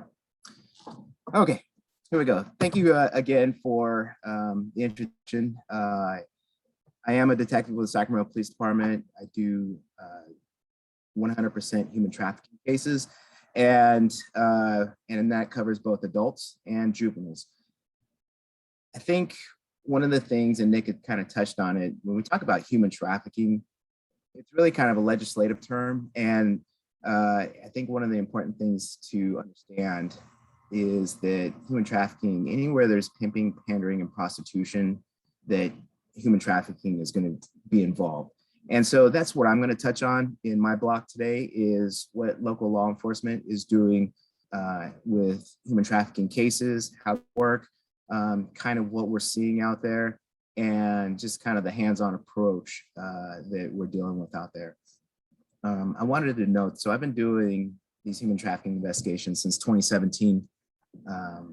My department in January of 2020 created a human trafficking unit finally. So there's myself, 2 other detectives, and a sergeant. So it's really kind of unique in the area. I know in Southern California, there's some human trafficking task forces. I've worked with LA County, I've worked with Orange County task forces, the Bay Area, San Francisco, Oakland, they have some task forces. So in our area in Sacramento, where human trafficking is pretty prevalent, and I'll show you a map here in a second, because we're kind of a hub in between, say, Reno and the San Francisco, Oakland area, and then everything going south towards Southern California. And so by creating a team that does nothing but work on human trafficking, we've been able to make a pretty good impact. And we work with the other local agencies around here to deal with it. Nick threw out a bunch of numbers. I'm better with pictures. And this kind of gives you a visual perspective of the hotspots of where human trafficking is occurring. This map is drawn from the Polaris website. They work with the human trafficking hotline, and a lot of those stats are put into this kind of heat map. And as you can see, Southern California has the big red blob where trafficking is occurring, and also the Bay Area and Sacramento area, kind of in the Central Valley there. But you'll notice a lot of that, those hotspots are around major metropolitan areas, which makes sense because, like I said a minute ago, anywhere that pimping and prostitution is occurring, you're going to get human trafficking. And really the only difference between, so for just based on California law, pimping is knowing that someone is engaging in prostitution and that you basically benefit from the proceeds of that prostitution. And so in order to reach the level of human trafficking, you need to add that level of force, fraud, coercion that Nick had talked about. So there's really only one step between a pimping case and a human trafficking case. And And then when it comes to juveniles, you don't need that force, fraud, or coercion. So any sort of pimping and pandering of a juvenile will get you the human trafficking. And I'm going to talk about a couple of cases a little bit later that are going to cover to show you how that works. What I'd like to do, though, is talk about prostitution myths that I see, I hear about, like when I go to community groups. And so I'm sorry, let me ask real quick. Do you see all of the myths listed already, or is it blank? We do see all of them, but your presentation isn't in the presentation mode. So if you could run it in the I got it into that. We're not seeing it. Oh, there it goes. It looks like it's in the presentation mode. All right. With your notes on the side. Okay. I apologize for this.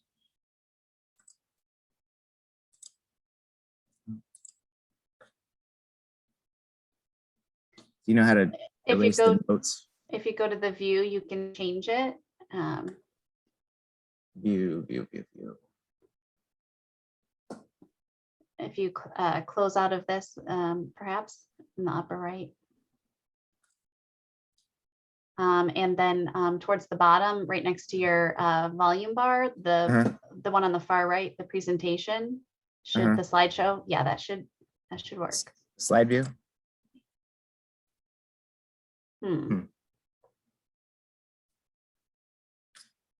That's all right. You know what?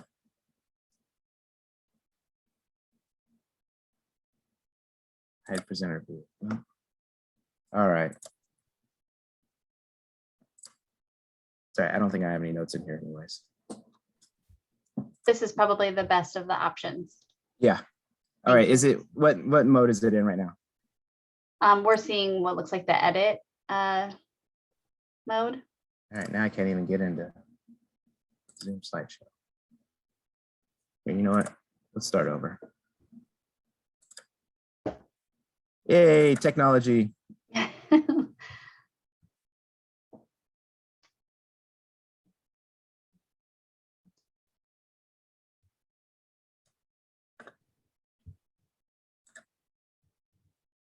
Okay.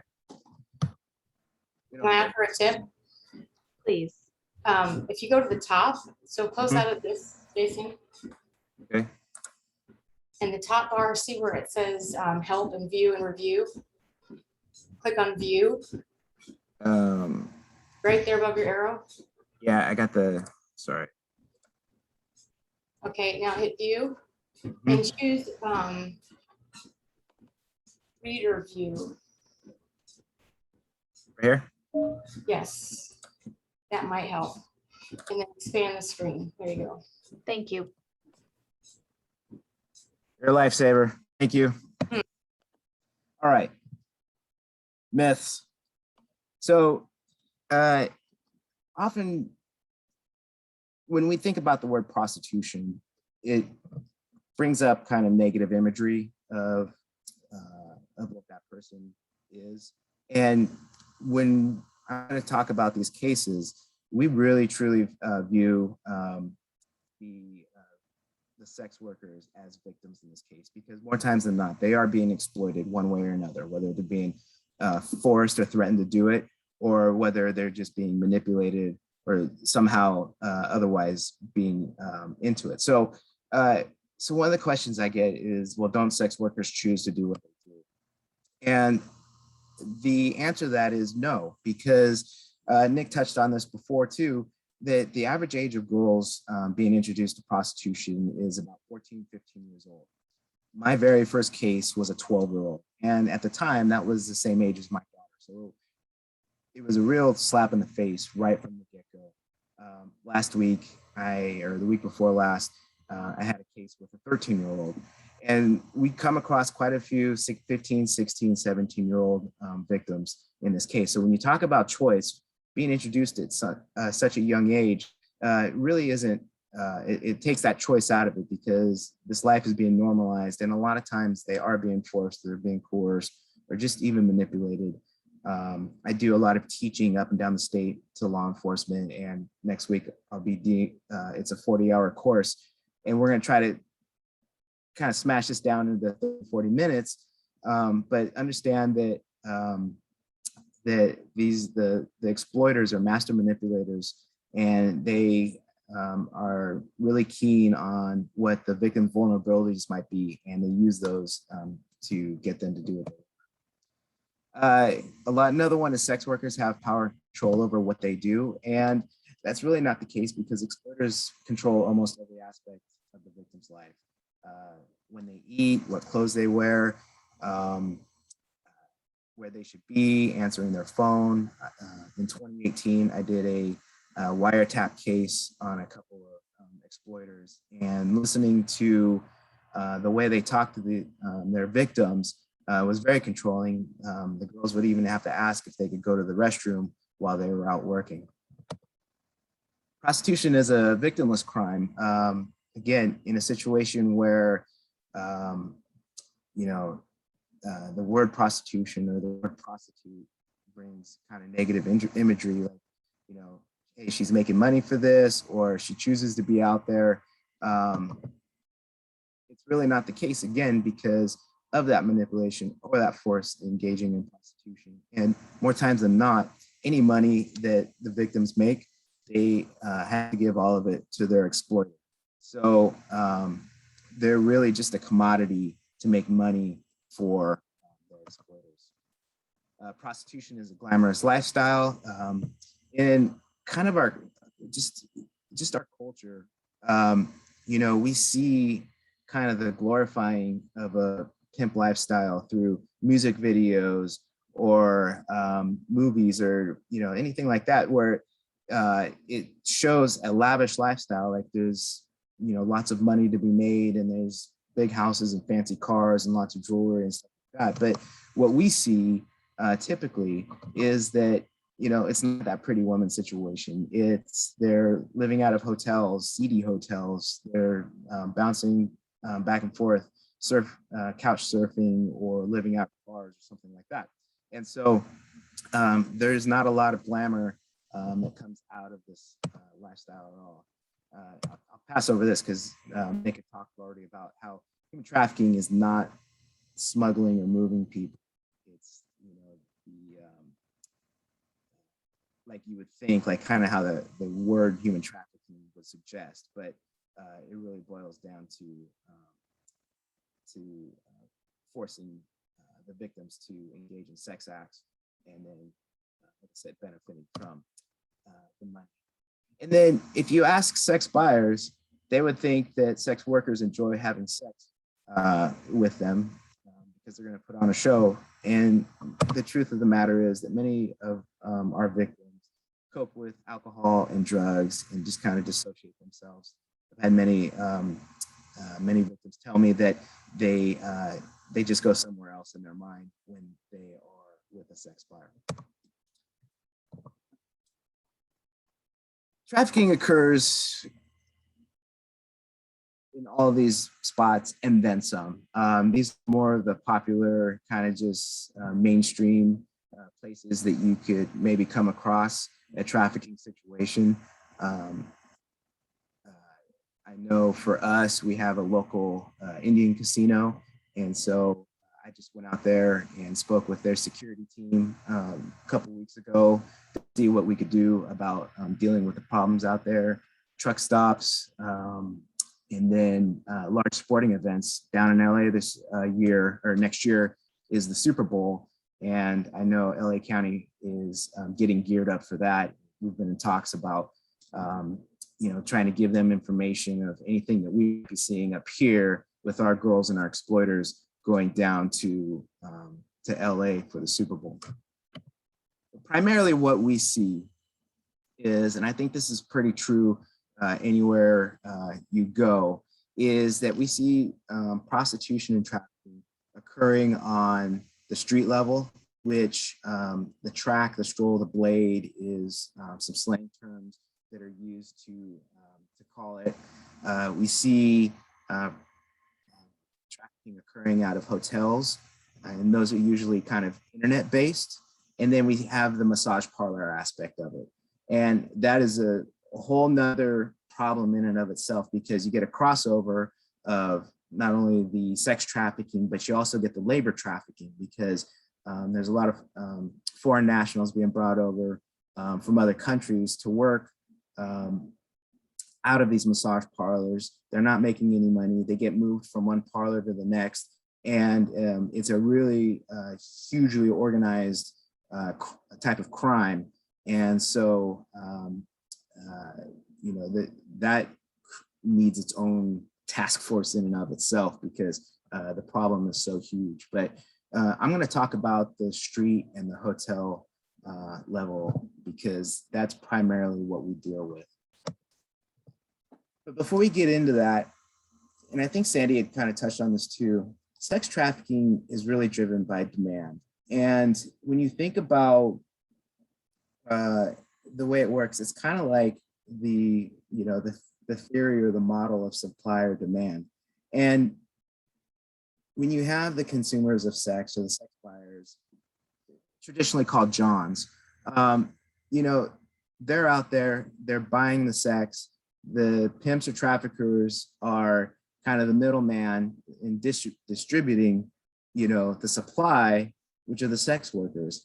And so kind of the idea of how to address pimping, prostitution, trafficking has kind of changed over the last couple of years. And I've really subscribed to addressing the demand side now. So a lot of our operations that we do deals with the demand side and going after the sex buyers, because and this is kind of, it would take more than just Jason to try to deal with this, but the theory is that if you eliminate people's need to buy sex, or people going out there to buy sex, then there's no sex to sell, and then there's no more trafficking. Again, it's you know, a big issue, or big, you know, it's bigger than me to try to deal with, but addressing it that way is, I think, much more beneficial than just the historical way of going and arresting sex workers out on the street and putting them in jail, when theoretically we all believe that they're being forced to do so. So it's kind of re-traumatizing them in a couple of ways. But I wanted to give you an idea. So this is what demand looks like, and hopefully this video works. This is from an undercover operation we did, and I was taking video of what we were seeing. But I equate this to like a line at In-N-Out Burger or Chick-fil-A or something. You know, this is at like 11 o'clock at night. All the businesses are closed, yet you got 4 or 5 vehicles in a matter of a short time, and please excuse our commentary, but you know, as you can see, this is what demand looks like. And for the sake of time, I'm going to move on from this video. You'll see a couple the girls walk over to a couple more cars, but the point is that this is occurring on a nightly basis. That was probably a Wednesday or Thursday night at 11 o'clock at night, and on our major prostitution stroll. So nightly, this is occurring. When we talk about the hotel stuff, a lot of that comes from internet-based websites that they're called escort websites. And basically the way these work, it's kind of like Craigslist for sex. And this is an old website. It's been taken down by the federal government now, but it gives you an idea of how it works. So a sex worker or her exploiter will go on and place this ad on this website. And it'll give you some sort of title. It'll give you a description of what the sex worker is willing to do. Sometimes it'll have prices in there. And these pictures that are put on there, this is very tame by what we see, because normally those pictures are pretty explicit. And then there's a phone number. And then me as a sex buyer basically goes onto this website and goes shopping and starts scrolling through until I see something that I like. And then I will then reach out to the sex worker and and try to make a date and discuss what we're going to do, whether I'm going to go to her, whether she goes to me, and just negotiate the terms of the date. And a lot of times those are run out of hotels. And so I wanted to make this a little more personal. And I know a lot of you are out of the Burbank area. And what I was able to do is I went into, we have a website that we use that tracks ads from major escort websites. And it retains them all and kind of scrapes them off the website. And so I went in and I looked at what was going on in Burbank. And so as you can see on the left there, just in the month of November, there were 527 ads, sexual escort ads, prostitution ads listed for Burbank. And of those ads, 323, they came from 323 different profiles. And the discrepancy is like a lot of times those ads are reposted. So I could place an ad today and then repost it tomorrow, but it'll be from one profile. So that's the discrepancy. But however, you look at from January 1st of this year till yesterday when I pulled that stat up, there's been over 5,000 ads posted and over 1,800 profiles. So that's the volume of just internet prostitution. And in reality, those numbers are probably bigger because this website only draws off a few of the major escort websites that are out there. So there's hundreds and hundreds of them that either we don't monitor or just doesn't get picked up by the site. So just I want to give you an idea of what's kind of going through your area of town, because not every city has a street level like prostitution stroll, but understand that this is still occurring in your community. How do we find victims? Typically, we get on the juvenile side, we'll get tips from NCMEC. They have a human trafficking unit that as the missing children reports come through, then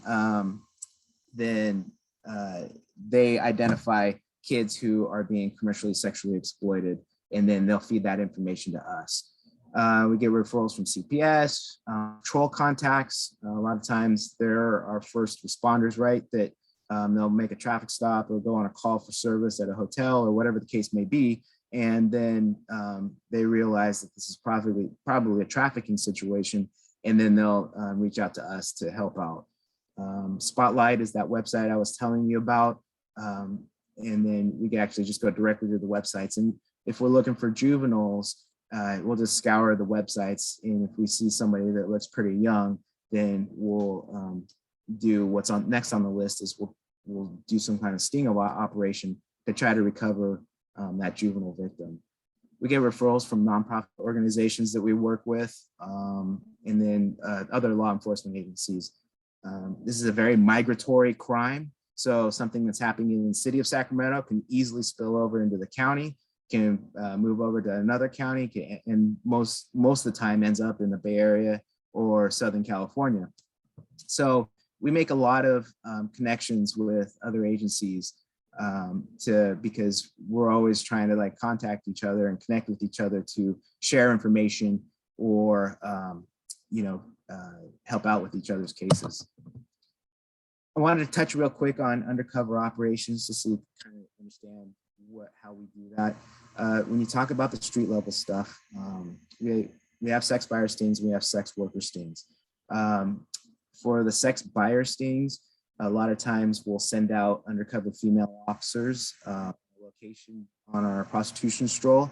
And when the sex buyer comes up and makes a deal with them, then kind of send them around a building to go meet. And then our patrol guys are back there and they'll make the arrest.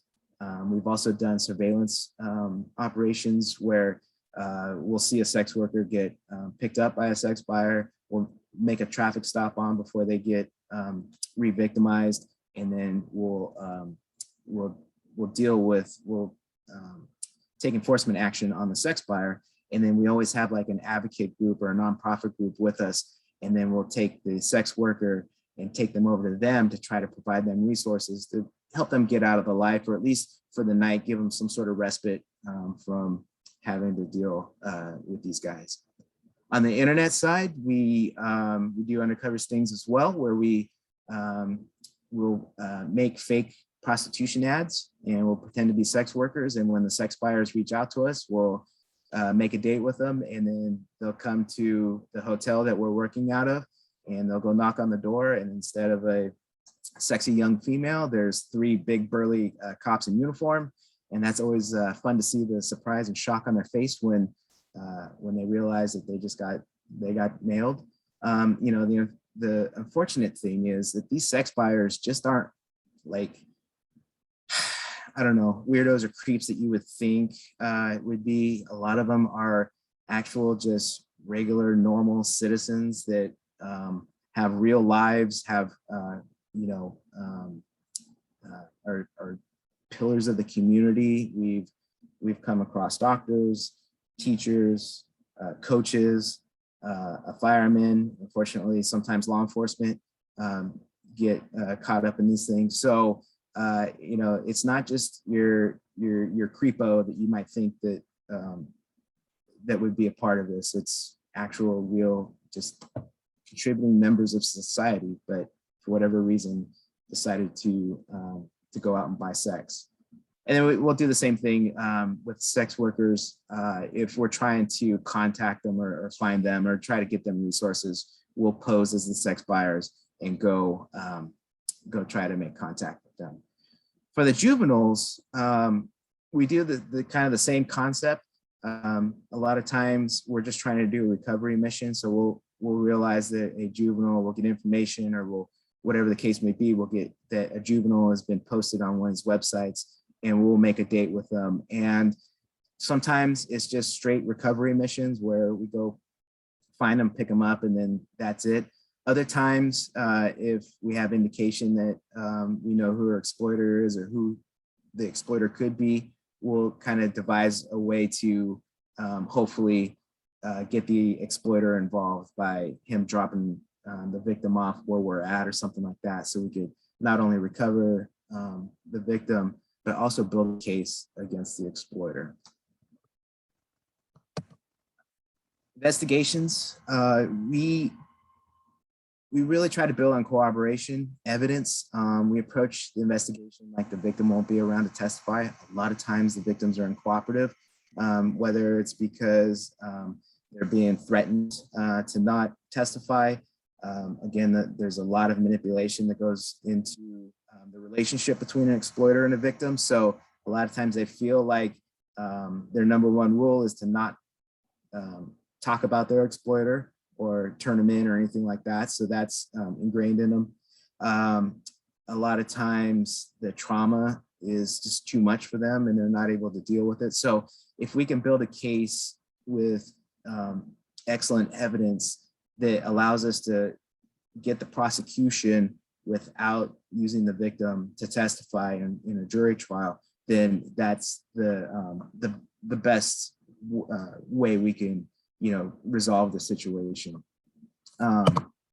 We use a victim-centered approach, and what that means, like, well, don't you always use a victim-centered approach? But with this population, it requires extra attention because there is a lot of hurdles to get through, breaking through the trauma and these exploiter rules and all these other things that go into, trying to get a teenager to tell you very shameful and embarrassing and intimate and hurtful things that have happened to them, is a very difficult thing. So we really try to meet the needs of the victims, get them clothing, get them food, advocates to sit in there with them to make them feel comfortable, and then any kind of resources after the fact. And the technology part is, again, Sandy really touched on it really well. The security features, especially on cell phones, and that's one of the key pieces of evidence for us, is they keep getting stronger and stronger and stronger, and the technology we have to break it is getting behind. So we always seem to be a little bit behind, but these cases are difficult, but they're also very rewarding. I know I'm running up on time, but I wanted to just kind of talk to you or show you a couple examples real quick So I got a call from a caseworker. She said she received this text message and from her 15-year-old client. And so, you know, what do I do with that? I'm in danger. I'm in San Francisco. He's been beating on me. So, you know, we're not going to just let that go. We jumped on it. We were able to get an emergency ping on her phone, meaning we could kind of trace the GPS on her phone. She, fortunately, at the time, she was going back to Sacramento. We were able to figure out where they were. We stopped her exploiter, his brother, and another girl, and we were able to build this case. She was cooperative. She gave us a good statement. She let us get into her phone, and then there's these tremendous text messages between him and her, and it was heartbreaking because this guy really treated this poor 15-year-old like garbage. But the rewarding part is he's looking at 15 years to life on this case because he was abusive towards her. He was very manipulative and forceful. So, but you know, again, this is a 15-year-old. This one is a 13-year-old, and this started with just a simple traffic stop. And the significance of this picture is that the text messages in black are the victim's mom, who's trying to tell the suspect that you know, her daughter's a teenager, and you know, and he basically blows her off, and that was his whole you know, his whole thing. He pretended like she didn't exist. Now when we go through the phone, or not that she didn't exist, but that's, you know, her age didn't exist. And we went through the phone, and there's lewd images, there's videos of her and him, and then all this other stuff. And so, but the interesting, I throw this one in here is because she was from Pico Rivera, which I think is, you know, pretty close to the area you were at. So she ended up in Sacramento, but again, she's from, you know, a community not too far from where you guys are at. And I'll finish up with this. Once we do a case, we then present it to the district attorney, or in my case, I can take it to the U.S. attorney because of my FBI status. Their role to review search warrants, they do the filing decisions. So we say, hey, we think we have this type of crime, and they'll either agree or amend the charges. And then you get into the court proceedings, and the initial step is to indict the suspect up for the charge, or on the state side, you do preliminary hearings. And then and basically what those do is they decide if there's enough evidence to proceed to a jury trial. And when they do, then you do the jury trial, and hopefully when they're found guilty, then you get the judgment and sentencing. And they get some pretty stiff sentences. I just had a guy this year who trafficked an adult, and he was pretty abusive. And he got 40 years of state prison. Even though the crimes aren't as stiff as some of the sex crimes out there, they're still getting pretty good sentences. And a lot of these guys don't want to go to trial. So we get a lot of plea deals prior to that. And lastly, we work closely with other organizations, victim advocates from the DA's office or the FBI's office. They come and they help sit in on our interviews, and like just provide a comfort level for the victim, just so, you know, because they're not law enforcement and they understand the victim situation.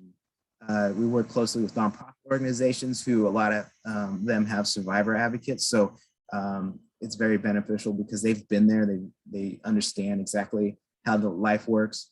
And then there's a lot of court resources too. There's programs where, let's say a victim is arrested for prostitution.